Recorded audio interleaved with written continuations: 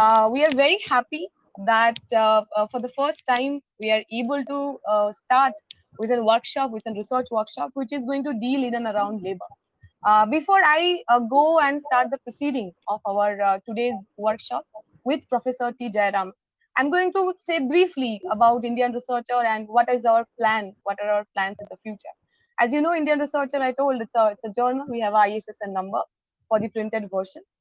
So far, we have come up with one journal, I mean, one uh, journal where we had people from different backgrounds uh, writing on education, writing on capitalism, and writing on how in the today's time the world is changing, and in this changing time, what should have been done by the youth, by the people in academia, and of course, as the researchers in large. So we are also planning to come up with our next version, for which we are going to come up with a call for papers very soon, where I urge everyone, all of you, to apply for it, to send your abstracts. We are very soon going to come up with all the links of the subscription, the call for papers, what are the formalities that have to be one have to follow. We all are going to come up with this. This journal has an editorial board. I right now are I'm right now handling as a post of the editor in charge. We also have editorial board which has people like Dr. Manu Puthur, who is a doctorate from JNU and right now teaching in Kerala. We have Ranjini Basu, again a doctorate, and right now working as an independent researcher. We had many other people who will be joining in as assistant researcher and different other posts. In the advisory boards, we have people like Professor Pravat Patnaik, Professor T. Jayaraman, Thomas Isaac, and many more. We are still in the process of building this research journal from the scratch because there had been a discontinuation for a few times, but we are again thinking of relaunching it, republishing it. So I will urge everyone who is taking part in this workshop uh, to also contribute in the journal, in the research. Let us continue this journey for a better society, for a better country, together, for the people, by the people. So from now, I'm not going to extend my introduction anymore. We have Professor T. Jayaraman. You have already known him. You have already saw the research materials or the basic readings that he has sent. I hope you have all gone through that. So from now on, I'll give space to Professor TJ, and he's going to talk about Marxism and environmentalism. I hope we are going to have a very fruitful discussion. To the audience who are seeing us, you can see all of us live. At the same time, whatever questions you have, you can put it in the comment section. We are going to put all the questions to Professor TJ once his speech is over. And after that, he can respond to some of the questions that you have raised. And there's just one small request to the people who are putting questions.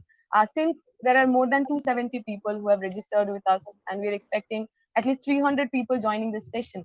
So it will be better if we can keep our questions specific to the topic that Professor is going to teach, so that not a lot of questions being jumbled up and it hampers the session.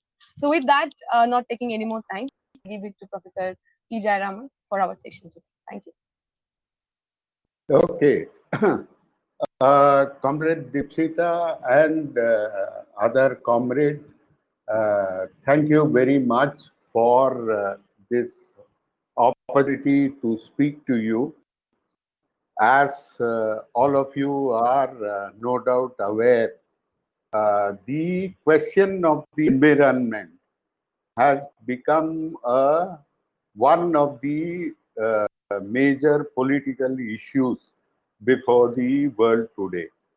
It comes in many forms. So you have environment in terms of local environment, in terms of pollution, in terms of how how waters, the land, the flora and fauna, what is their condition. The second, we see it in terms of what we know about global warming, the effect of greenhouse gases.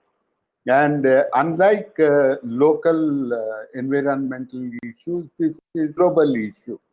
Even if we emit in one part of the world, it affects the entire world after just a little while. Okay, so that is another way environment is important. And of course, it is all brought together in this term called sustainability, which has become more and more prevalent, though what exactly it means is often not clear. So everybody from Bill Gates or Ambani to Tatas and to ordinary workers and employees and students and youth, everybody wants a sustainable world. So obviously we have to understand what exactly we mean by sustainability. So these are different ways in which the term environment is become important. So obviously, as progressive people who belong to progressive and democratic movements, we have a duty to think about this. Obviously, by duty, it comes on us whether we like it or not. And being clear about this idea is important because many people think that in the modern times, in the recent era, current era, somehow we must think of Marxism plus environmentalism. So is environmentalism something that comes outside from other streams of thought to Marxism, or whether environmentalism is, or an attitude to the environment, is part and parcel of what we think of as Marxism. So this is important and relevant question to all of us who have been deeply influenced by Marxism, who consider ourselves Marxists, especially from the point of view of fighting against exploitation, working for an exploitation and classless society, and so on and so forth. So, so obviously, this is something we should take very seriously.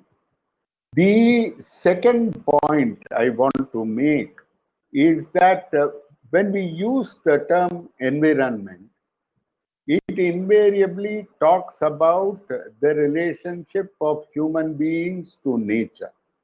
Without human beings being very much part of the story, we would be talking of biology. We would talk of biology if it is global warming.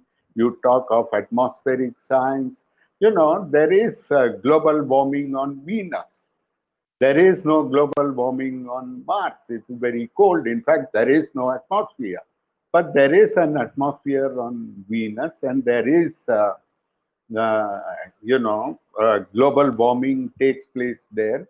And it is, that's why Venus is hotter than it should be given its distance from the sun. But we don't talk about a climate change problem on Venus. There is no UNFCCC for Venus. Why is that? Because there are no people there. Environment is what happens when we are talking about the relationship of human beings and nature. Now, nature in all its forms, there is one way we understand nature when we say the law of gravity is a law of nature, okay? Or we say quantum mechanics is part of nature, or we talk of the four fundamental forces in nature, like gravitation, electromagnetism, and so on. So that is nature in a fundamental sense. There is another sense in which the term environment is used, and that is when we talk of pollution, for instance, where this is the environment as we see it, as we perceive with our senses, as we touch and feel, and so on and so forth. There is this sense of what we call environment.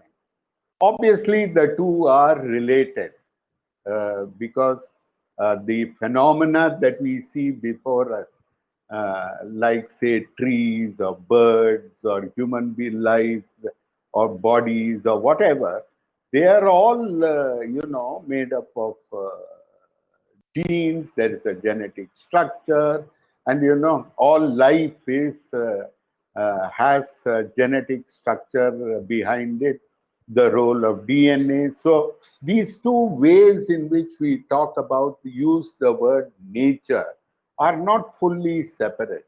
But we have to be careful what we are talking of when we use the word nature.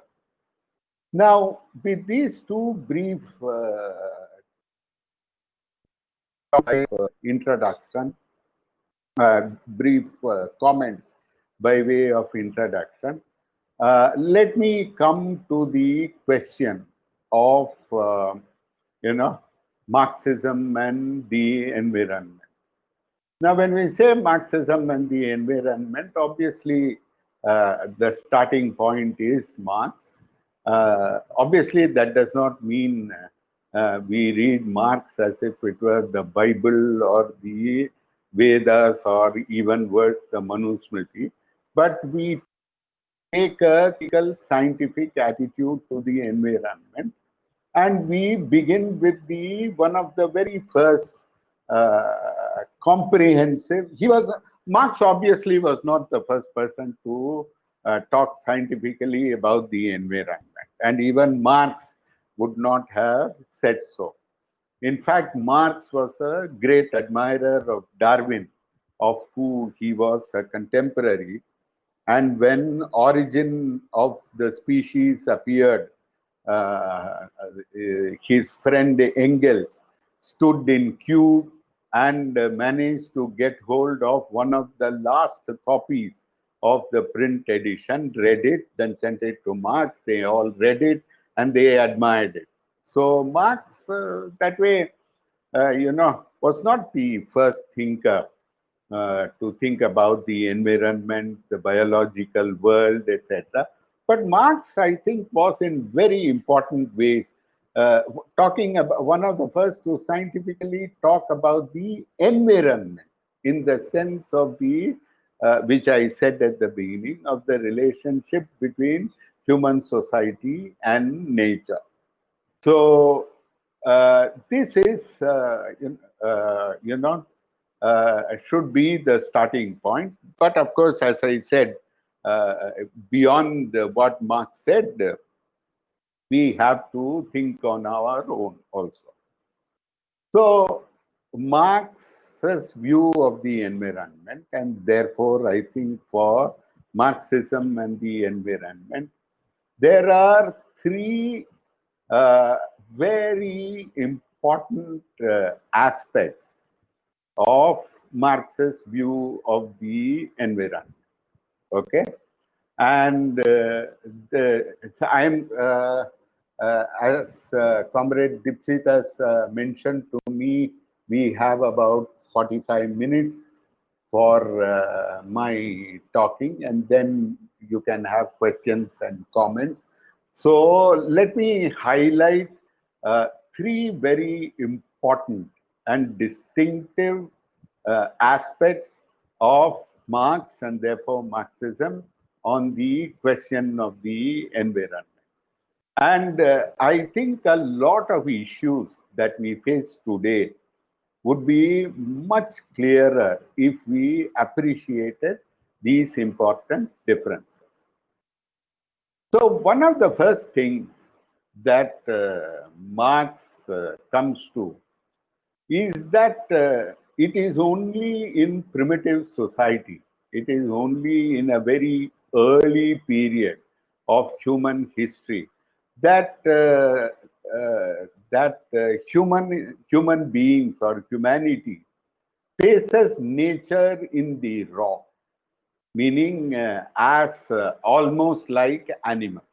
Okay, so he is a species. Man is a species, or human beings are a species, And there were, as we know now scientifically, different closely related species, out of which only Homo sapiens has survived.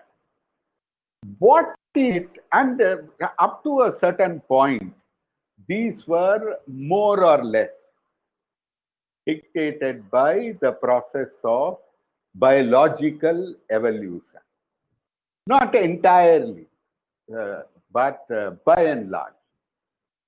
But once Homo sapiens came on the scene and started evolving, this is a very important break arises when the evolution of humanity and human society is driven not by biological evolution, but by the ability of humanity to begin to transform nature. And this transformation takes place through labor. So Engels has a very beautiful small book called The Part Played by Labor in the Transition from Ape to Man. Many people don't read that book because they think, oh my God, this must be outdated. You know, so much science has gone on. But in fact, if you look at it, and in fact, somebody has gone back and looked, Engels' fundamental instincts. Of course, you know, he didn't know everything about it. Fundamental instincts were more or less dead on target.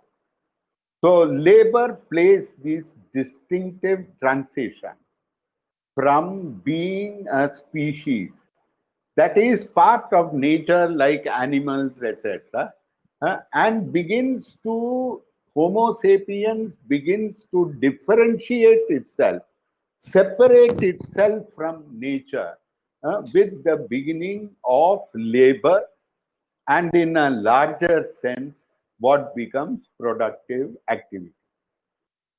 So once this comes into the hands of humanity, the ability to transform nature by working on it, from that point, it is more and more the uh, uh, the ability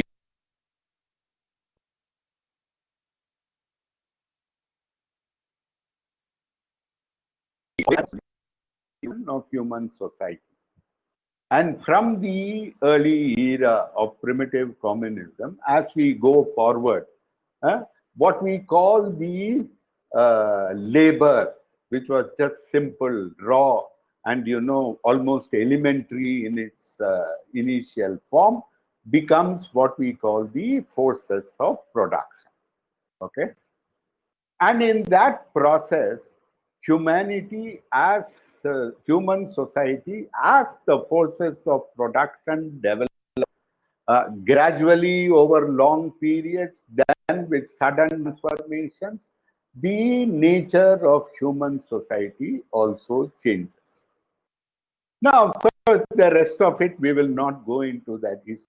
What I want to underline here, that the distinctive contribution of Marx to the study of human nature interaction was to underline the significant role of productive labor, productive activity.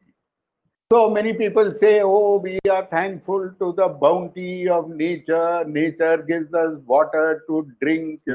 They teach you all this in kindergarten and nursery and so on and so forth. But actually, nobody drinks water by standing under the rain with the mouth open.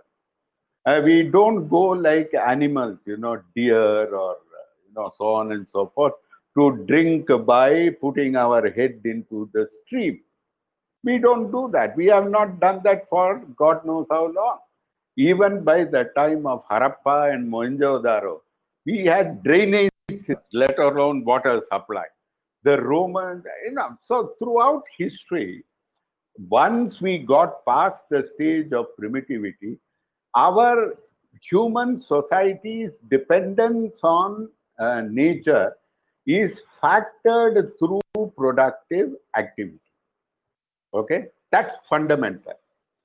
So where does this productive activity come from? So as Engels says in his famous speech at the graveside of Marx, it comes from the fulfilling the basic needs of human society: food, clothing, shelter, and the progressively better ways in which we produce it, in which society then manages to acquire a surplus, and out of that surplus comes the flowering of human thought, human activity, intelligence, art, sculpture, all the things that we consider make us human. So, productive activity and productive activity to produce a surplus beyond our elementary needs is the foundation of the development of humanity. Our spiritual, cultural, social aspects arise out of that. So, like many environmentalists, we cannot go back to, some people think we can go back to this crude relationship as if nature was simply about satisfying needs. That's not true. Okay. So, productive activity is central. Okay. Productive activity comes out of the need to sustain society. It's not simply consumption. That's very important to know. So it is productive activity that makes nature, quote unquote, useful to us. So, paddy is a grass of no use to us until we learn to cultivate it. Before that, we had what was called hunting gathering. Okay. You went to the forest. There are some sections of society which still, have this way of life, but they're very small in number. And, that's, over time, whether one likes it or not, they will cease to live in that fashion. But otherwise, the humanity's ability to feed itself arises from our ability to grow crops, agriculture. Okay. So, agriculture, you see, I have always maintained that, the paddy plant is in flora to human society, like the dog is in fauna. Okay. So, and nature does not give us food. And please remember, it's the farmer who gives us food. It is the peasant, the labor on the field. So that gives us food. Okay. And so if you leave a field and you sow it and you go away for 2 months to the city and come back, you won't find a field full of paddy ready to harvest. You'll find weeds, grass, all kinds of things, and probably the neighbor's cow has come and eaten all of it anyway. So, it is the labor of the cultivator that makes food grow. Of course, you need the soil. I'm not saying you don't need the soil. You need the soil, you need water, you need, if there is no water, the crop will wither. But from time immemorial, humanity knows if there is no water, there is no rain. The smart thing to do is to store water when you have water and use it for what we call irrigation now in order to grow their crop. So the discovery of wells, making of wells, drawing water and moving it from the source of water, like a lake, a pond, or a well, natural wells were there, of course, onto the field is one of the oldest things that humanity did in terms of technology. Now, why am I saying this? I am saying this for one first important reason, that the neglect of production, the neglect of the role of labor, and therefore the neglect of the role of the laborer and the corresponding economic and other relations is very often the primary mistake made by environment. Okay. So it's not just about nature, it is about human beings in contact with nature through productive activity. Okay, so this is fundamental. And I think if you miss that, then you're off on a wrong track at the very beginning. Now, I mean, this does not mean, you don't like beautiful trees, have that, beavers and otters are some of the cutest animals, and everybody loves a panda or a polar bear. All that is fine. All of us share that. But, but in the larger sense, okay, our relationship with nature is defined in many important ways by the fact that we are within nature, a species that is capable of productive activity in a manner that we can transform nature. That is our distinctive characteristic. We are part of nature. So if we get a virus, we will die, as we are finding out in COVID-19 all over again. To that extent, we are biological. So we can be attacked by another organism, and not that it sets out to attack us consciously like an enemy in war, but they are not human. But if we are infected by a virus, we will die. So there is no doubt that there is a biological, in fact, physical foundation to our life. So if a big stone falls on my head, I may be the smartest guy, I may be Einstein, but that's no use, I will die. So the mechanical and other foundations of human society are very much part of human society, who we are as humans. Similarly, biology, nature, as we call it, provides the material foundations, conditions of life. And of course, it is very important that we don't damage these conditions. But to think that we are a simple product of these conditions is very incorrect. And this is all through Marx. You can really, Marx says this in a very few words. He says how to be objective is a very idea of objective reality can come only if we are not simply integrated with nature, but we stand apart in some sense outside of nature.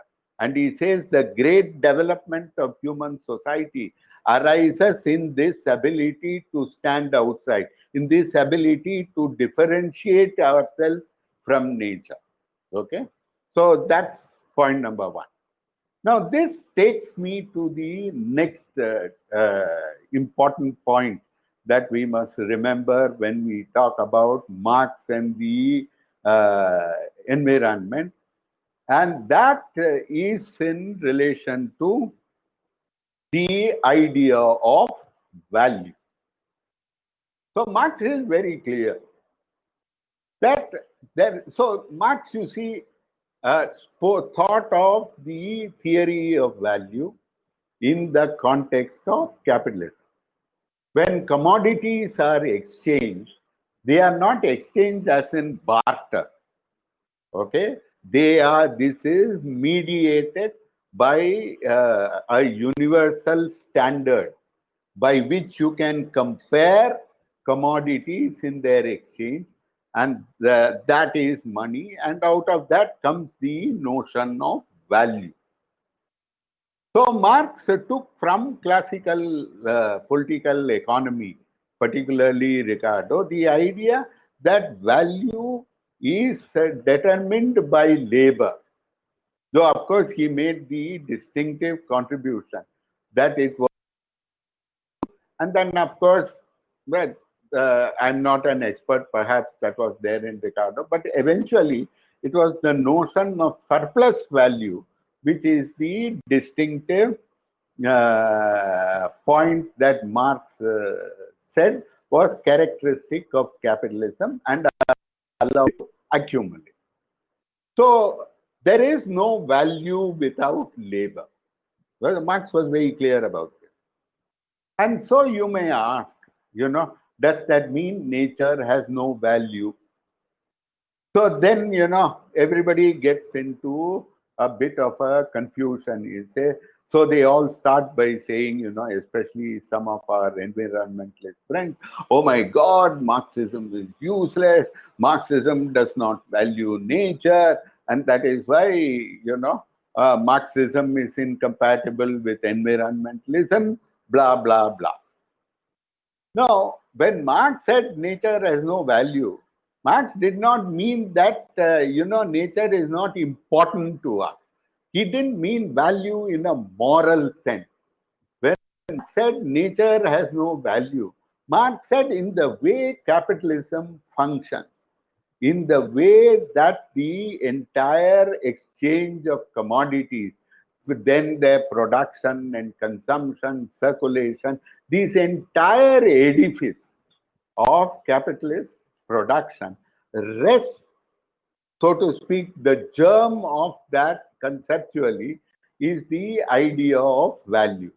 And this value is value in exchange, and this value is determined by labor. So, what is it that nature provides us? Marx said nature gives it to you, it gives it to you for free. You didn't create land. Of course, it is possible that later on we will create land. And in some sense, you know, if your land is very poor quality and you get high quality clay, which is much good to recreate your topsoil, okay, you can't do it in as a farmer, it's far too expensive. But suppose you are setting up a garden, okay, you can, you know, import soil from outside and lay it on. Then of course soil becomes a commodity. But you know, you create soil, you take soil from somewhere else. So so soil, water, okay, these are given by nature gratis. So they have a use value. Okay, they have a certain necessity in terms of leading our lives, conducting our, just our survival, our biological existence, etc. If you don't have water, you'll die. But that does not mean this is the basis on which capitalism talks about natural resources. That's the sense in which Marx said it has no value. Okay. So Marx also said, and this is one of the, it's a really, sometimes it looks very complex, but if you think about it, you know, it's not so difficult. Marx answered the question in volume 3 of Capital about whether nature has value. Okay. And his point is very clear that the way nature appears to have value, not really value, but appears to have value, is in terms of rent. If you want the use of a piece of land and somebody owns it for whatever reason, you have to pay him something for it. Either, and basically you pay something for the use of that right, okay, that he has in having owned that land. And when you say you pay and buy land, is actually the accumulated rent over a sort of reasonable period, reasonable life. What rent it can fetch is what is embodied in the term price of land. So, as the economists would say, the price of land is the annualized rent. Okay, the cumulative rent you expect to get. So, so when you say that land has value means some value which is produced by labor. Okay, some part of is given away, is taken away by those who possess land. That's how land has value. So for Marx, as I said, value is created by labor, And in fact, it is surplus value that allows for accumulation, meaning the worker is paid a wage and the exchange value that he produces in a definite period of time is far greater than the wage he gets for that period. So the value of his labor power is far exceeded by the value that he produces. And it is this redistribution of surplus value, okay, that gives rise to rent. Okay. And so Marx thought of it in two ways. He said, one, the value of land depends on the variation in the value of land, depends on, the amount of work that is put in to improve it, make it more productive, make it more usable, etc.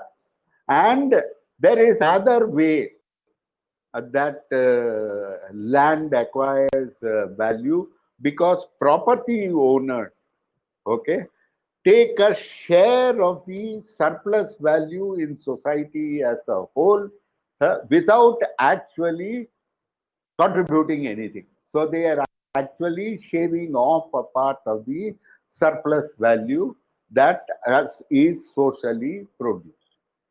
So for Marx, at that time between Adam Smith and Ricardo and so on, there was this various debates in classical political economy about rent, and of course Marx's ideas settled that controversy. But I think that's the least part of it.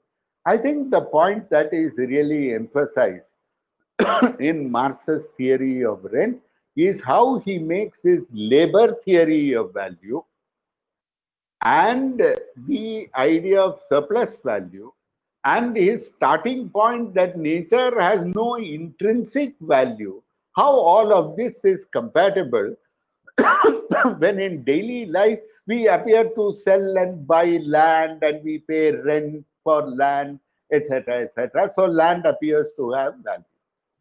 So, how do you explain the illusion of land having value versus reality, which is also visible in a sense that land has no intrinsic value?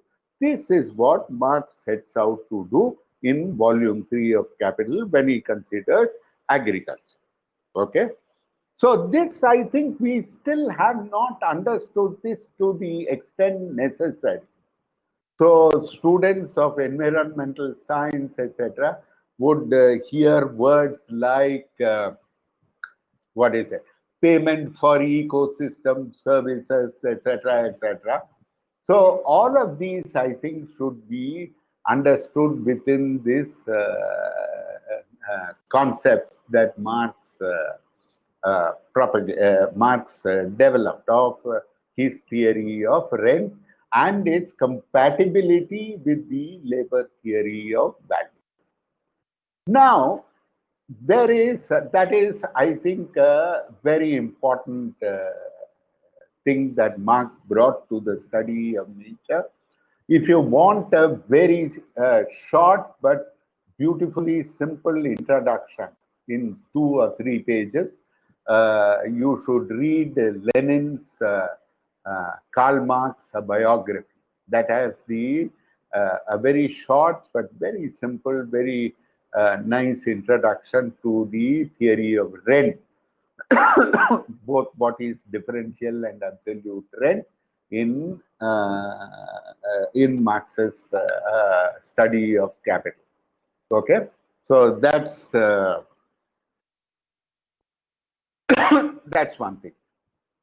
The second issue that Marx brought to the study of the environment was his, you know, how does capitalism disrupt the original productive, quote unquote, aspect of way we deal with nature, the way we utilize nature. So Marx, on the one hand, in the earlier parts of Capital, in chapter volume 1 and 2, etc., he had studied the first production, then the role of technology in production. Then he talks about production and circulation of commodities, then production and consumption. So he builds this whole theory of the productive cycle, the whole cycle of productive activity. Okay, where in volume 2 particularly, it comes out in thing what he calls simple reproduction and then extended reproduction. How the cyclical activity, it is cyclical only in one sense because it's also like a spiral of accumulation. It's not simply what you put in is what comes out, and then there is no surplus. There is a surplus. So this process of reproduction, as he called it, production, consumption, then value comes back, then production starts again, so on and so forth. This whole cycle. This cycle of reproduction with, you must remember, accumulation. Okay, Marx extended this idea to the use of natural resources also. Okay, it began, see, when it starts with industry, the raw material is there, but then the transformation of commodities and the exchange of commodities through money, etc., the flow of materials is not the most significant factor.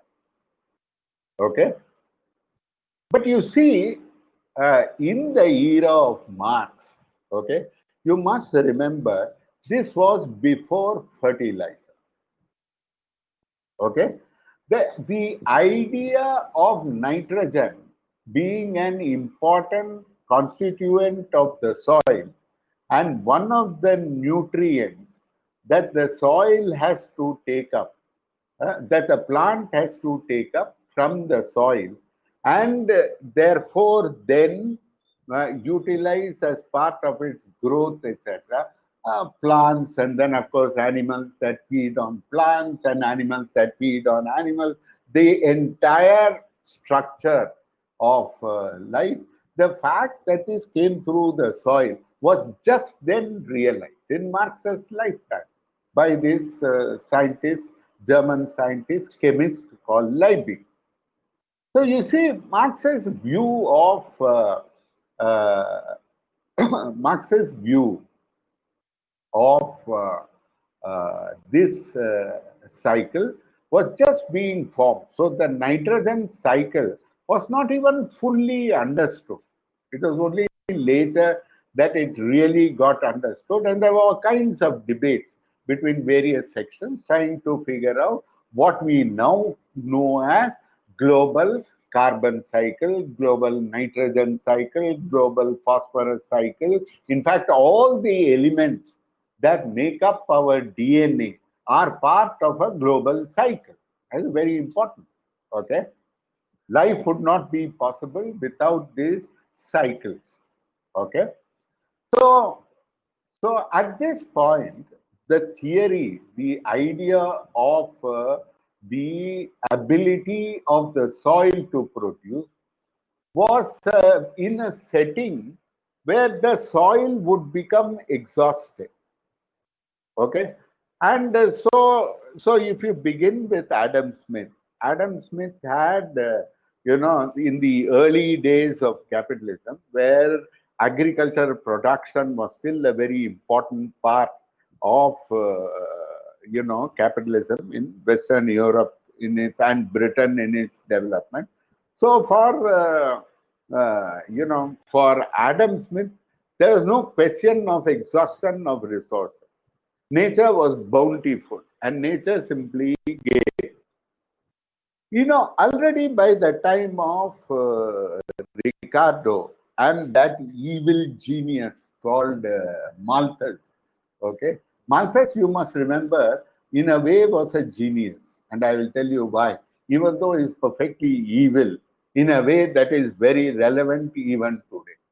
So Marxist, the two persons who spoke about the productivity of nature, land as a productive force, okay, as one of the elements of production, okay, as a means of production, if you will. So these two people came in. So Ricardo has this law of diminishing returns, where the land gets less and less productive the more and more you invest in it. So for a small amount of increase in production, you'll have to spend an extraordinary, make an extraordinary investment. That was on one side. And Malthus, of course, who carried it to this extreme of saying it's all population.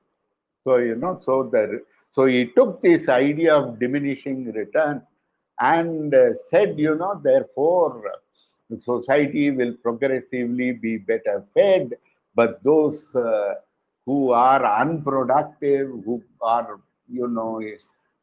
in fact, see, this was a setting when England was vastly filled with poor, okay, dispossessed from the land. And so he said, they'll die of hunger. So, the land will produce less. So the land will, productivity will grow arithmetically, whereas the value of resources, the population will grow geometrically. So eventually there will be death, there will be disease, there will pestilence, maybe war, and people will die. So so it was an extraordinarily anti-people. So from the Malthus's point of view, there was no meaning to welfare. Welfare is just postponing the inevitable, where all these poor would eventually die. Okay. Modern environmentalism has still not given up the ghost of Malthus. And as I say, whenever you have a discussion of environmentalism, sitting in the corner is the ghost of Malthus grinning at you, with his evil grin. Okay? And very often people say, in fact, our former minister Jairam Ramesh, very often, and especially in platforms where I was also there, because he knew I particularly, Marxist particularly disliked it, he would start by saying, but of course in India, the fundamental problem is population. So this idea that population is the sort of root of our environmental problem, or that in ecological terms it is politely called carrying capacity. Now, carrying capacity in terms of species, etc., species distribution or whatever, is a different issue when it comes to flora and fauna, not when it comes to human society. Okay, whether the resources are adequate is a good question, but to think that somehow that there is a situation, okay, where there is some absolute limit to the number of human beings, is Marx was the first to tackle this idea systematically. And what was Marx's answer? Marx's answer was that it is not the uh, technology will solve the problem of productive activity, but the adequacy of production. Capitalism will solve that problem, will deal with that problem, and it is the making of a just society, or even a society with better levels of well-being. I mean, he didn't quite see that in his time, but now we know that is true. So, if there is a society that better treats its people, that is the solution to the sort of crisis that Malthus spoke about. And we know now that to be true. Amartya Sen and others have carried it to a new level. So the idea is it is not population problem that gets in the way of development. It is development that comes to reaches a stage, even if there is exploitation. I'm not talking about socialism or communism, but even the development within capitalism itself will lead to a situation where it is not, where people will live healthily, and because they have control over their bodies and their lives, the matter of having children or not becomes a choice, etc. Okay, and therefore the population problem is solved. And in fact, this is true. If you see the most developed countries, the population is falling. Does life expectancy fall? No. Even in India, life expectancy rises. Where does life expectancy fall? When capitalism creates a crisis, as in Russia and Eastern Europe after the collapse of socialism, or if you have illness like HIV and you have a government that is incapable of dealing with it, that's when life expectancy falls. So Marx was the first to tackle this Malthusian nonsense. And even today, when you talk to Al Gore, when you talk to any of these guys, what do they say? Oh, there is a question. The world has not enough resources. There are too many resources because India and China are developing. So this whole idea in climate change, sustainability, that the problems begins with China and India is a Malthusian notion. And Marx's point was about both the development of productive capacities and the development of a more just and equitable society, which is the answer to the crisis that Marx's sort of prophecy. But in this process, Marx thought in his time that the improvement of the productivity of land could only be gradual. So the radical improvement or transformation of agriculture, Marx saw that the radical transformation of agriculture, unlike industry, the industrial revolution in agriculture is coming 100 years after the industrial revolution in industry. However, so, but he did not see, I think, it was only after Marx passed away and even Engels was gone that you had the discovery of how to produce nitrogen, extract nitrogen from the atmosphere, convert it into ammonia, make artificial fertilizer. You know, before that, how fertilizer was got? Of course, you had phosphate, natural phosphate, which you use for phosphorus. But phosphorus is useful only that much. So people were desperate trying to get nitrogen. So they used to go and get old bird droppings from remote parts of South America. They would go to battlefields and remove the bones from dead soldiers' bodies, or after the bodies had decayed, they'd scavenge the bones from old battlefields, powder that, and bone meal would be used. In China, they had a clever solution. They used human excrement, which, of course, in Western Europe, I don't think was done. And India, of course, forget it. We never tried that. So, except in some part. So, the ability to transform the productivity of land was still in the future. So, what Marx saw was the disruption of the cycle of natural nutrients of the soil, which he called what? The metabolic rift. So in earlier times, nitrogen was there. It was got into plants from the soil. Human beings ate the plant in terms of food, etc.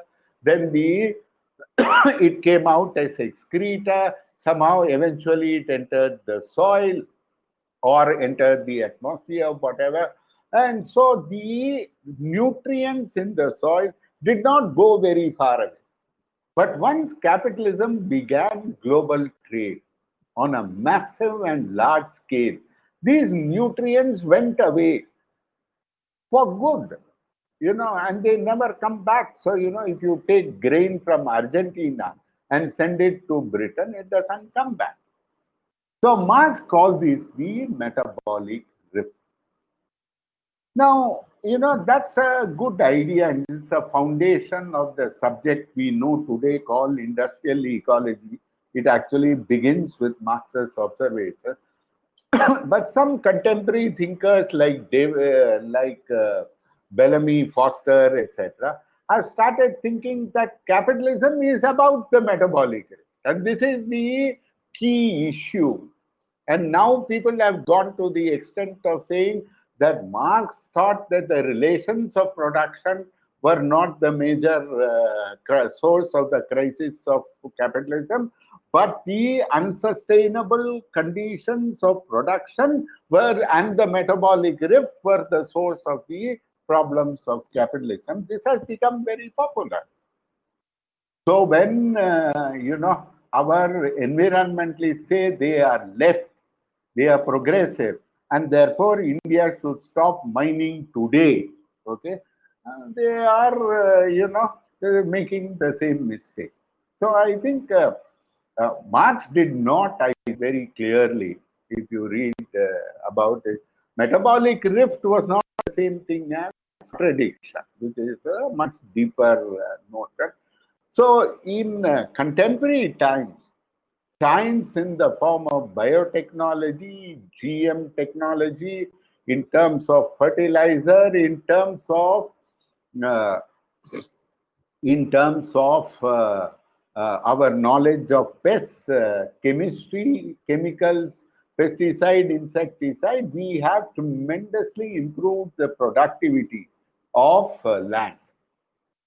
Now, in fact, without this development, we would not be able to understand how to solve the problems that this knowledge creates. So many people, when it comes to the environment, they think that, the basic idea is to not disturb nature as much as possible. This is impossible. And it is completely this, don't disturb nature view of environmentalism is completely antithetical to Marxism. In fact, it is a reactionary idea because, it is labor is intrinsic to the human species. What is the problem? It is the irrationality of capitalism. But the irrationality of capitalism cannot be stopped by stopping production. You have to change capitalism. Okay, the many environmentalists today are very fond of throwing around the word Ambani, corporates, they are more radical than Prakash Karat and Sitaram Yechuri. And if you listen to some of our environmentalist friends. But on the other hand, they never see that the problem is capitalism relations of production and not capitalism as a technology. So environment means it is about science. We are dealing with nature. So whenever we do something, in 10, 15, 20, 40, 50 years, we will see it creates its own issues. So then you have to move to the next stage. So this idea somehow what they call degrowth, and unfortunately, many young people now think that degrowth is a Marxist idea. Very far from it. See, growth is the capitalists have borrowed the word, man. Growth is development is life. Okay, development life is never static. So I think from Marxism, you see, in Marx's, if you take Marx's vision forward, okay, You know, there's a truly inspiring vision of how we must look at our relationships with nature. And I will say 2, 3 minutes about that, and I will end. I'm a little over time, Comrade Dipsita, I see, but just humor me for 3 or 4 minutes. So, you see, humanity is part of nature, I told you. Humanity is part of nature, but it is the active component of nature. We are natural in the sense that we arise out of nature. We are not, many of our friends in the social sciences, when they say that, science is not everything, there is something innately human in the social sciences that natural sciences are not capturing, etc. They are actually going back to good old religion or vitalism. We must accept in the social sciences, we are a product of nature. Okay? But we are nature in its active conscious component. We are thinking nature. And the problems of global warming, for instance, sustainability, bring to us the fact that we are now so enormous in our capacity, this part of nature, that we can change. See, when we thought we'll transform nature, it's like building a bridge, digging a canal, raising a building, extracting iron. Now we can change the course of the Earth's geological history. So we have a capacity. This is a product of years of evolution. And it is not as if it's a very sort of theistic, religious, somewhat obscurantist idea to think of this as something which is sinful. Or you cannot simply, capitalism did it. Capitalism exploits this development. But the development of our understanding of nature and our productive capacity is the achievement of all humanity, especially the laboring classes. So what is the way forward? We must now be responsible for nature. So we have come full circle, I think. Even though the political, the subjective, and other dimensions of capitalism, whether they are collapsing is not clear. Okay, and capitalism still appears so entrenched. But it is in tackling the environmental crisis that you get the first intimations of capitalism being unable to advance productive forces and therefore at perhaps the beginning of its end. But the solution is not to think that capitalism forever or that we must retreat into some pre-capitalist era. Humanity has to be aware, self-aware of its relationship to nature and must take nature in hand.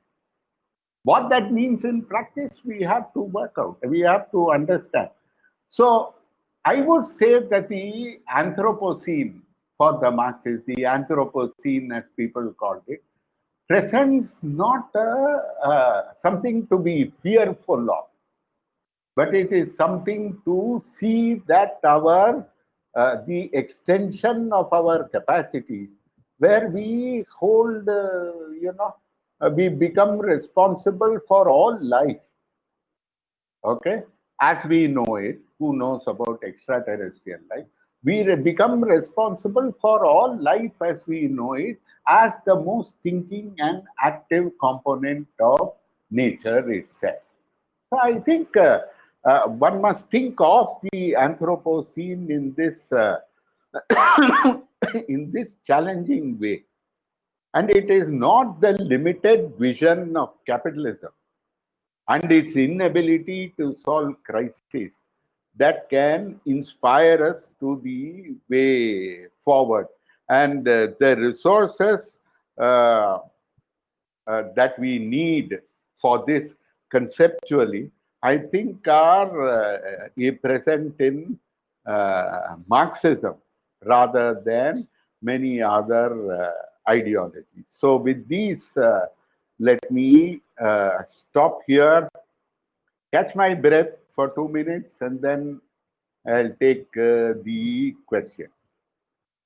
Sorry, I went on a bit long, but I hope. Not a problem, Comrade. It was a very, very insightful discussion. I think Comrade has spoken at large. From the initial, he started with how we see as Marxist what is production, what is productivity. Then we spoke about the labor theory. We spoke about the theory of rent, from where we actually try to look into the natural resources as something which is not given or present in nature, but something from which the value is extracted. So from something No, which that's value not is quite what I said, but I will. I will. We add value to it. We don't extract exactly. value from it. Yeah, There's no value yes, inside it. Yeah. yeah. And then we spoke about the reproduction of the natural resources. Then we talked about metabolic rift, and then we try to somehow argue that how this whole fiasco around global warming and the the global south should stop production, should stop the carbon emission, without really talking about the processes which has created a situation like this. Comrade has spoke about Malthusianism and how people thought that what Malthus thought, that it's the population, the people, they are the problem, without thinking that people can essentially become the resource as well. They can also can be a human resource. So I think there are few of questions which are around what Comrade has spoken. We are going to take those questions. There have been many questions, but somehow we try to figure out questions which are relevant. We try to cut down the questions which have been repeated, and we try to get some questions which are actually representing most of the questions that have been asked. So the first question is by Ankit, who is asking, how will Marxists resolve the anxiety about development and growth along with environmentalism? Once it enters jobs versus environment debate, what position will we take? See, the anxiety about development and growth is a lot of it is a middle class anxiety. All of us know that if we need if you need to work, you need jobs. So there are all these guys sitting around saying, "Oh, what a lovely blue sky in Delhi because of the COVID-19 lockdown." They were not walking from Delhi to Buxar or something. No, they were not these guys. Okay, so let's not get into this thing about anxiety. I not anxiety. You have to get a job. It's not an anxiety about development versus growth. Hmm? Development and growth and the environment. See, there is a amount to which the development of human society requires the consumption of natural resources. This is a fact. The extent to which we can make it renewable or sustainable in a self-reproducing cycle is a matter of further development.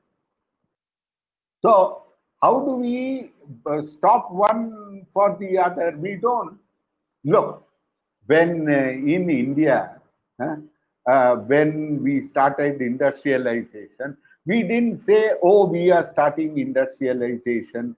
We will start with cotton mills as they were in the 16th century. Then we will go slowly producing in the same way, developing step by step." Of course not.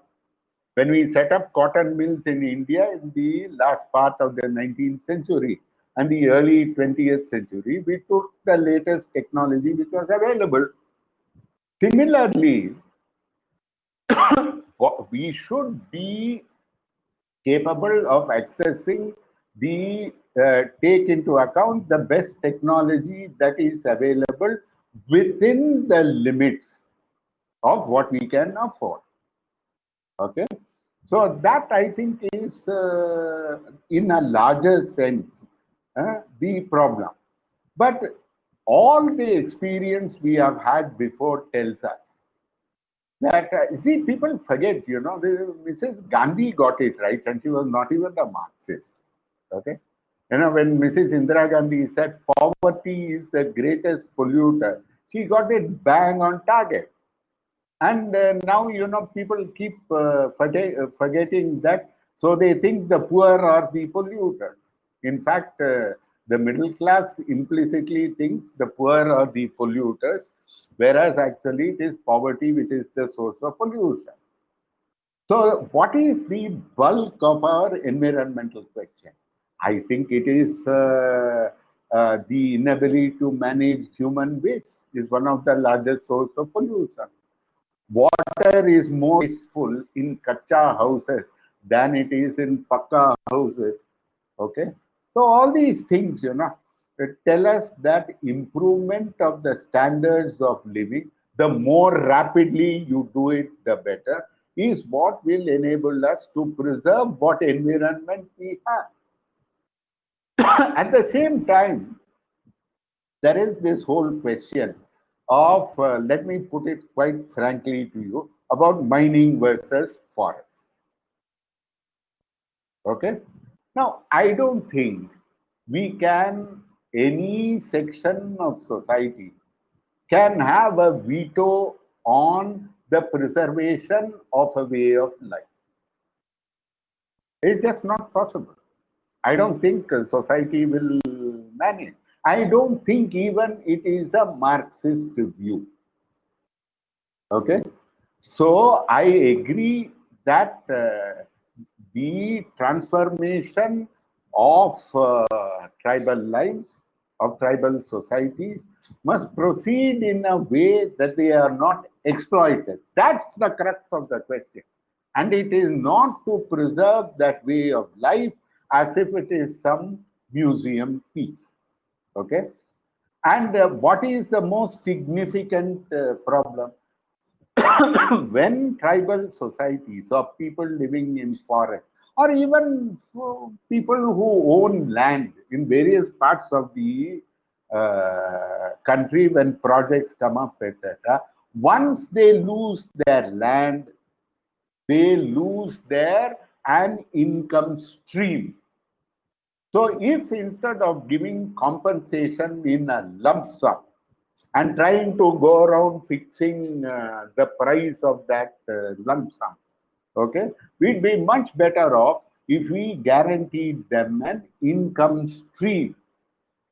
So, you make people partners in the mining. But then a lot of our environmentalist friends, you'll find out that through this thing. They say, no, no, no, it is not only about that. So the tribals are the guardians of the forest, and the forest must stay unchanged. I mean, I agree that we do not indiscriminately destroy or despoil natural resources, but there is also the question of where 700 million people, the number of people between twice the poverty line and the bottommost, okay, is about 700 million in this country. So they need jobs, they need employment, they need livelihoods. And that's not going to come without our ability to mine. This is, I think, I think we should be very frankly clear about this. So the rest of the jobs versus environment debate, I'll pass. This is, let us deal with this one, and then the rest you can work out in a similar way. All this, of course, does not mean you allow cheating by capitalists. So our friends, whenever we talk of cheating by capitalists, instead of saying let's get rid of capitalism, they say get rid of the technology, get rid of productive activity. And that's where I think we part company. Uh, yeah, Yeah. So I can there are, see, yeah, yeah. I can see the question. So Okay. about Darwin's concept of survival of fittest and Mm. Marx's concept of assembling proletarians. Absolutely no connection. Let's be very frank. First of all, survival of the fittest is completely misunderstood. It is not that the giraffe with the long neck, okay, had a competition with giraffe with small necks, and the giraffe with long neck won. The conditions in which giraffes found themselves, the ones with short, there was a distribution of long necks, short necks, medium necks, and so the ones that had the longer necks survived. It is not that giraffes competed amongst themselves. In certain circumstances, members of a species will compete within themselves. In a limited sense, it can happen. But this idea that, somehow this survival of the fittest meant that one species confronted the other or a group of others in some direct fashion is not the way to think about it. So, survival of the fittest is the operation of blind chance, the randomness of reproduction and the traits that the offspring carry, acted upon by environmental conditions, selects out only some of these offspring for survival and further reproduction. This is the way it happens, and not the crude sense of survival of the fittest. And one of the really terrible things to do is to go and apply this directly to human society. So please, comrade, that's not a way to think about this. So these are two separate issues. Then Nisar, today under constraints of capitalist competition, fossil fuels are becoming luxury. There are alternate energy sources like solar energy, but things like electric car is expensive. How will we imagine an alternative politics in this context? अरे भैया बहुत दूर है. So we can't. I don't think fossil fuels are becoming a luxury. Uh, Today, under the constraints of capitalist competition, it's more complicated than that. So I think we can see. You are talking about again fossil fuel, solar energy, and electric car. Then you say, how will we imagine an alternate politics in this context? So you are confusing the two issues. If you are saying that we need an alternate politics in order to solve the environmental constraints of dealing with climate change, that's a point. But I think there is some two kinds of issues coming into each other. I think we need a larger lecture to sort this issue out. Do you think micro practices like planting trees collectively will help mitigate the issue, or is climate change something we cannot fight? Comrade, you see, this is like this. Now, is unemployment a national problem? Yes, unemployment is a national problem. Let each person do what they can to solve the problem of unemployment. What can you do? Damn all. Huh?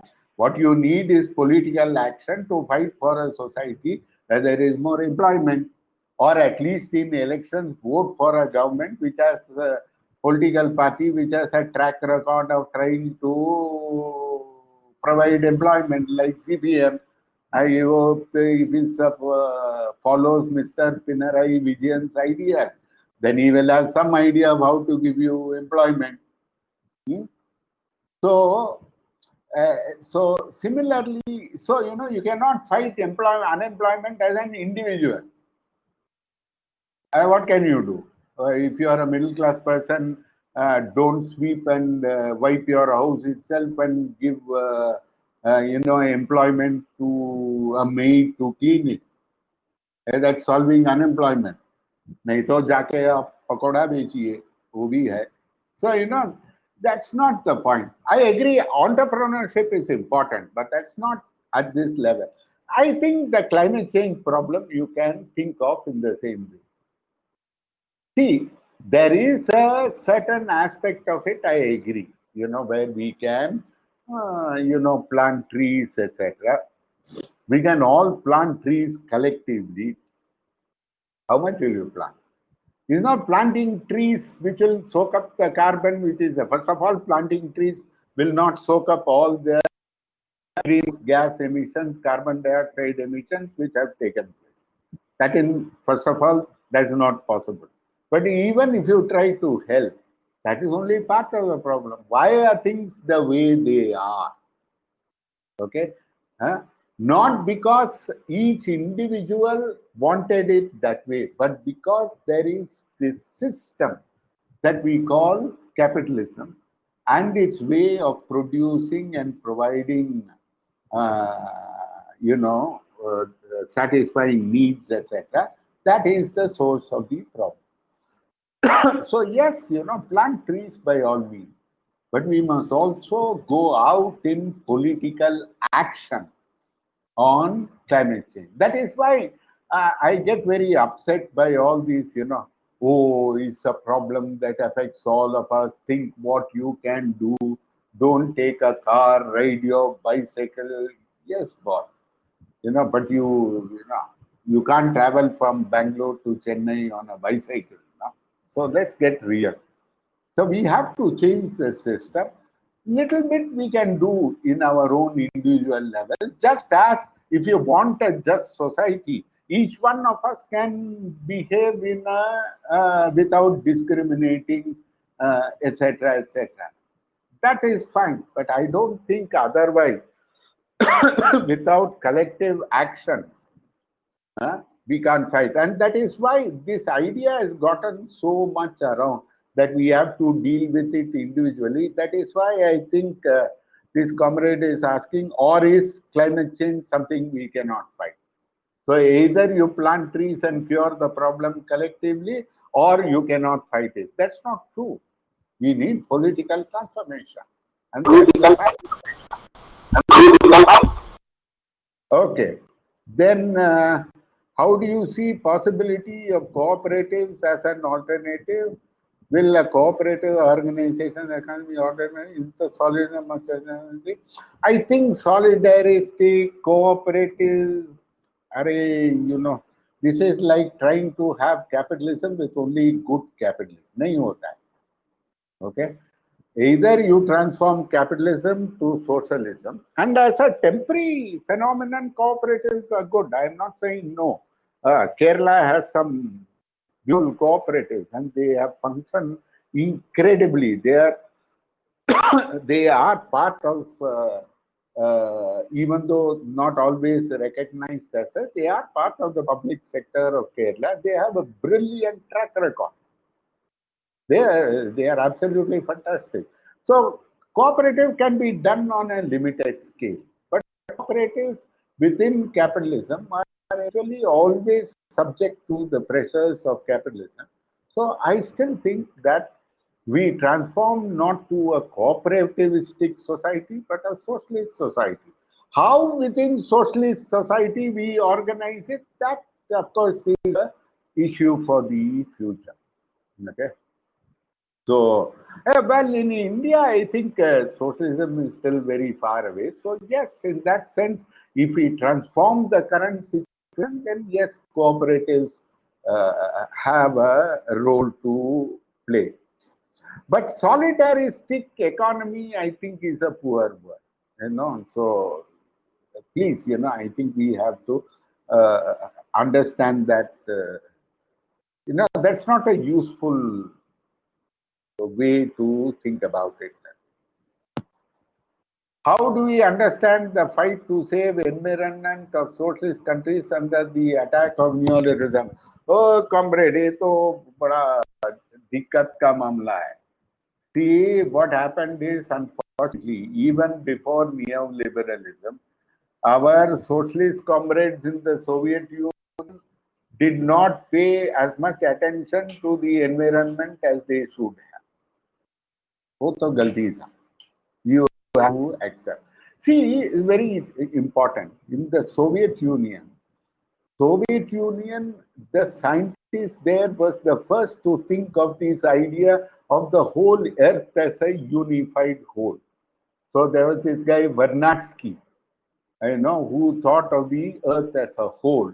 Okay, and all this other stuff like Gaia, Shaya, Badme, whatever came, all goes back to Vernadsky. So there were all these very smart thinkers. But I think in the case of the Soviet Union, the somehow not understanding the importance of the autonomous, relatively independent development of productive forces, they felt that simply the moment you had socialism, all problems would be solved. I think that's somewhere at the bottom of it. See, parts of the sciences they did very well, like in physics and chemistry, etc. But in sciences like biology, agriculture, and therefore, obviously, the environment, there were many problems. So I think, unfortunately, the Soviet Union had a tragically poor record in environmental questions. Though maybe it is exaggerated, we must think about it. I must look at the data more carefully. But as I know, it seems like a poor record. And even more, I think they misunderstood the role of how to develop science and technology. So I think later on there were other problems. And this reflected on the environmental question. See, one very simple thing. In the 50s, 60s, when the West began to appear cleaner and cleaner and cleaner, unlike us and unlike Eastern Europe and Soviet Union, that was not because they stopped polluting, quote unquote, but because they shifted out of coal into oil and gas. So going away from coal for heating, lighting, power. There are many aspects of the use of energy production and its use into oil and gas. What cleaned up the atmosphere, and of course, little bit industry moved out. Many things happened, but this is part of it. Soviet Union and Eastern Europe continued to rely hugely on coal. And so I think that was a mistake. It does not mean that tomorrow India should give up coal. That's Is carbon pricing program sufficient to address our environmental concern? No way. Carbon pricing program. See, I told you this, no, about how nature has no intrinsic value. It is labor that creates value. But the appropriation of part of the surplus value is what you call rent. And so rent is an illusion, as if the land has value, when actually it is labor that creates value. Now, what happens is that the capitalists believe their own illusion. So they think that suppose you have land and there is no property rights on that land. Okay किसी का पट्टा नहीं है title deed नहीं है कुछ नहीं है so what will happen somebody will go put a house somebody will put another house mara mari dakka dukki something will happen and obviously this will not work so from time immemorial for the last 4,000 3,000 years or so in some form or the other we have recognized rights in land may not be individual property rights, but we do recognize the rights in land. It's a very old thing in human history. So all bourgeois economists think that the moment you create a property right on any natural resource, okay, so pani peene ka hai, people are consuming too much water, fadak, put say 2 rupees per liter, तो कम पानी पिएगा. No, जिसके पास पैसा है वो ज्यादा पानी पिएगा, और जिसके पास पैसा नहीं है फिर भी पानी चाहिए, सो जितना देना है वो देना पड़ेगा. So it's not as if putting a property right and therefore making people pay for natural resources will solve problems, and carbon pricing looks very fancy, but basically it's the same idea and is not really going to work. Analysis of the arguments made by people like Medha Patkar. Arey, this is a very long and tragic story. But see, Medha ji, no, there is something inspiring about her that there is about all Gandhis. Okay? In the way they are capable of a certain high level of individual sacrifice and dedication. But all Marxists, I think, have always said, Are, what is happening around you, there is both positive and negative. You have to move forward. And so the way you think about industry, the way you think about modernization, modernity, all these things, okay, all of them cannot be achieved by this romantic vision of rivers, etc., etc. Compensation. She never wanted compensation. Why? Because she felt don't disturb the river. Ultimately, her concern was the river. Her concern, I don't think, I'm not saying she is anti people, but I am saying that eventually the foundation of our concern was environment and not the productive activity of human society that made nature what it is to us. So this is a spiritual attitude, and spiritual attitude gets us nowhere. Politically, I think so much effort, so many people, so many hours, and so much time spent on political activity. Oh, that entire stretch of where the Narmada Bachao Andolan has been active. You think there is any non-communal political party in power? Huh? तो क्या फायदा हुआ? So I think they are good people, nice people. I think they are well-meaning, but I don't think it is a road to nowhere. And I think Medha's own, uh, somewhat, if I may say so, looking back, unfortunate trajectory of our political action and political activity should be thought through by young people, your generation, more actively. Maybe I am prejudiced. I belong to the similar generation. But you think through it for yourself. Then romanticism of small is beautiful. I suppose large scale and existing socialist countries like China. I have partly answered this question, but look, small and large are fluid concepts. I would say dialectical, but let's not get fancy. So they are not fixed concepts. The small is beautiful can give rise to a monster. Now you might say, why is that? My favorite example is Google. So when the PC came, everybody said, wow, knowledge production is individualized. I don't depend on the printer. Everything is in my hands. Then people said, when internet came, this hype got even more. Democracy, tweet karke revolution hua, that Arab Spring, all of this happened. अभी कौन है सबके ऊपर बैठा है Facebook और Google. And this very independence of your thoughts, the so-called individuality of your presence in social media Facebook has transformed it into a monster. So where is this small is beautiful? Oh, now I have many friends in Germany where this idea is very popular. Solar energy is good progressive because it is decentralized.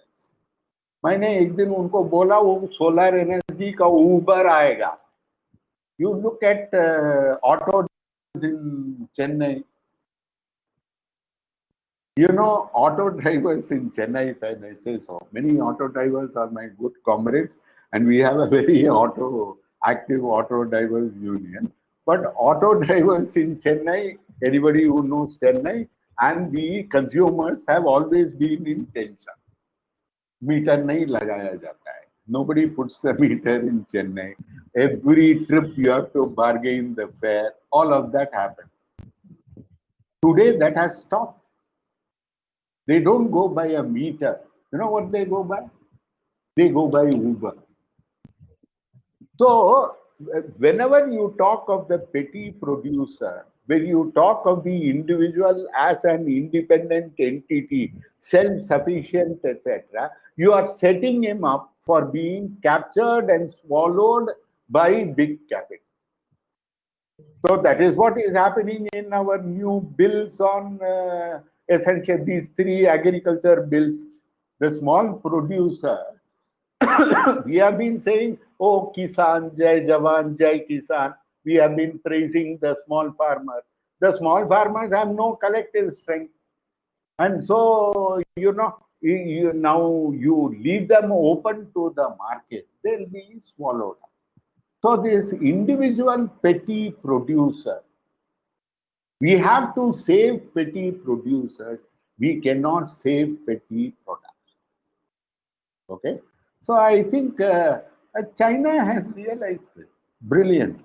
And I think more comrades should spend time studying the experience of China analytically, rigorously, more seriously, and look at their. I'm not saying they haven't committed faults. There are issues in China on the environment also, but they are also very successful in very important ways.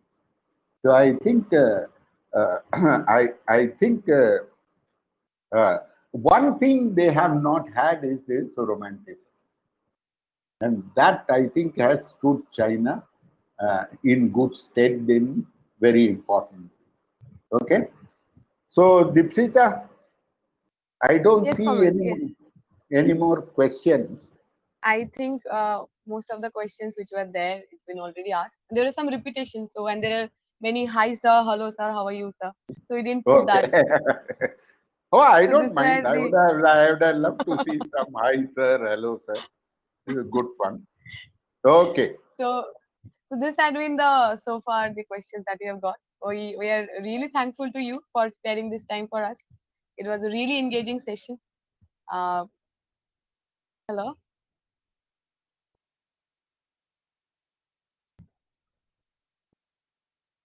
I think there's some internet. Yeah, I can hear you. Yeah.